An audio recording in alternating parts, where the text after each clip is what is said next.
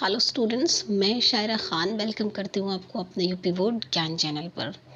आज हम UP board class 10th की जो लिटरेचर बुक है इंग्लिश की, उसकी पोएम 2 फायर एंड आइस, उसके शॉर्ट आंसर टाइप क्वेश्चंस को कवर करेंगे। इससे पहले हमने एक्सप्लेनेशन को और स्ट्रेंजा बेस्ड क्वेश्चंस को कवर किया।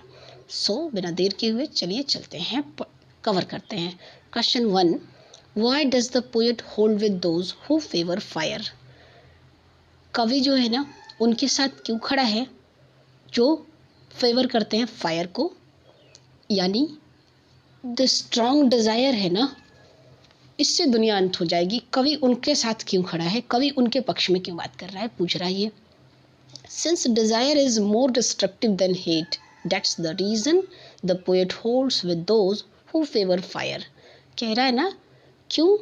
क्योंकि जो डिज़ायर है, हमारी इच्छा है ना, वो इस दुनिया को ख़त्म करने के लिए हेट से बहुत अधिक है। इस दुनिया को ख़त्म करने के लिए मोर देन डिस्ट्रक्टिव, बहुत ज़्यादा खतरनाक है, हेट से भी ज़्यादा। यही रीज़न है, यही कारण है कि कवि उनके साथ खड़ा है, उनका पक्ष ले रहा है जो ये कहते हैं कि ये दुनिया फायर, इट मीन्स डिज़ायर से ख़त्म होगी। Question 2, what do you think would be enough to destroy the world? आपको क्या लगता है, आप क्या मानते हैं कि would be enough to destroy? आपके हिसाब से कौन सी चीज़ है जो एनफ है, काफ़ी है इस दुनिया को ख़त्म करने के लिए? Can fire and ice contribute to it? क्या फायर एंड आइस कंट्रीब्यूट करते हैं, इसमें योगदान देते हैं? ठीक है, कंट्रीब्यूट मीन्स योगदान देना। अकॉर्डिंग टू मी, अगर मेरा पूछा जाए इस तरीके से आप लिखेंगे स्टूडेंट्स, अकॉर्डिंग टू मी, मेरे नज़रिए से, both our desire and hate are enough to destroy the world. इस दुनिया को ख़त्म करने के लिए हमारी इच्छा और नफ़रत दोनों ही काफ़ी है, दोनों के ज़रिए से ही ये ख़त्म हो जाता है। यस, हाँ, फायर एंड, अब यहाँ से पूछ रहा है ना, कैन फायर, यहाँ तक तो आंसर हमने कर लिया। Can fire and ice contribute, तो यहाँ से फिर देंगे यस, हाँ, फायर एंड आइस। देखिए यहाँ पे कुछ मिस्टेक, ये ए नहीं होना चाहिए स्टूडेंट, ठीक है। Fire and ice can contribute to it because they are symbols of desire and hate.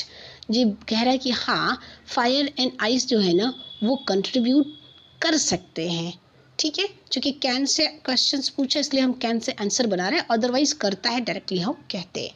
Contribute क्यों? बिकॉज क्योंकि इस पोएम के अंदर सिंबलाइज किया गया है फायर एंड आइस को हमारे डिज़ायर और हेट से, और डिज़ायर और हेट काफ़ी है इस दुनिया को मिटाने के लिए, ख़त्म करने के लिए, या यूँ कहिए तबाही लाने के लिए। Question 3, how will the world end twice? ये दुनिया कैसे दोबारा ख़त्म होगी? देखिए answer, according to the poet the world will end with fire. अगर कवि की माने तो कवि कह रहा है कि इस दुनिया का अंत होगा फायर से, इट मीन्स हमारे डिज़ायर से, विच सिम्बलाइजेज फायर। देखिए यहाँ पे भी स्टूडेंट्स ये क्या हुआ है, विद डिज़ायर होगा, ठीक है। According to the poet the world will end with desire, poet की माने तो ये दुनिया ख़त्म होगी डिज़ायर, हमारी इच्छा से, विच सिम्बलाइजेज फायर, जिसको सिम्बलाइज किया गया है फायर से इस कविता में।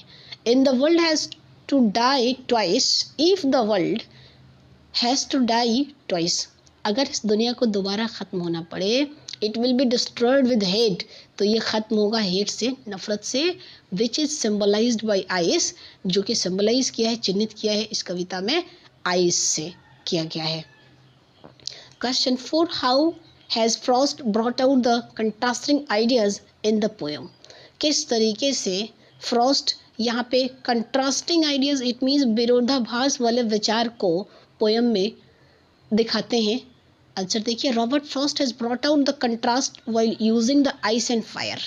आइस एंड फायर का प्रयोग करते हुए रॉबर्ट फ्रॉस्ट ने यहाँ पे कंट्रास्ट के सिचुएशन को दिखाया है, which are two opposite words present opposite ideas as well in this poem, जो कि दो अपोजिट वर्ड्स हैं जो अपोजिट आइडियाज़ को भी प्रेजेंट करते हैं, और ऐसा इस पोएम में किया भी गया है, बहुत बेहतरीन अंदाज में दर्शाया गया है। Question 5, how does the poet caution the common man? जो पोएट है ना, एक कॉमन मैन के रूप में कौन सा कारण दिखाया है? देखिए, by warning Robert Frost caution the common man about the cause of the end of the world. चेतावनी देते हुए रॉबर्ट फ्रॉस्ट ने यहाँ कॉमन मैन को बताया है, कारण बताया है कि किस तरीके से, किस रीज़न से ये दुनिया ख़त्म हो जाएगी। He says that the world can and in any way, either ice और फायर। वो कहता है, यानी कवि कहता है कि ये दुनिया ख़त्म हो जाएगी किसी भी तरीके से, चाहे आइस हो, चाहे फायर हो, चाहे हमारे डिज़ायर हो, चाहे हमारी नफ़रत हो, ये दुनिया ख़त्म होनी ही है।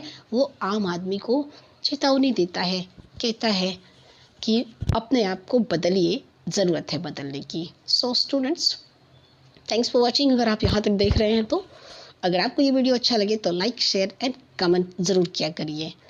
अब